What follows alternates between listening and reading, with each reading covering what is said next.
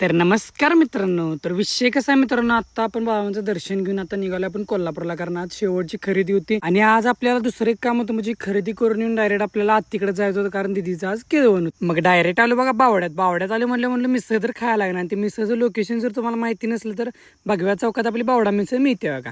Direct आलो आत, मिसळ direct order दिली आणि आलीत बघा मिसळच्या प्लेट. मग काय हो, विराज पाटील काय तटतात डायरेक्ट असा सुपडा साप पाडला जागा मिसळ, आणि डायरेक्ट आलो मग आपल्या महानगरपालिकेपाशी आपल्याला किरकोळ खरेदी होती, जे आता कार्यक्रमाला लागणार होती ते सगळं इथं मिळते महानगरपालिकेपाशी. ते सगळी इथं खरेदी करून घेतली आणि आता आपल्याला जायचं होतं डायरेक्ट घरी. तर मित्रांनो, आपल्या चॅनलवरती नवीन असेल तर आपल्या चॅनलला फॉलो आणि सबस्क्राईब नक्की करायला लागतंय.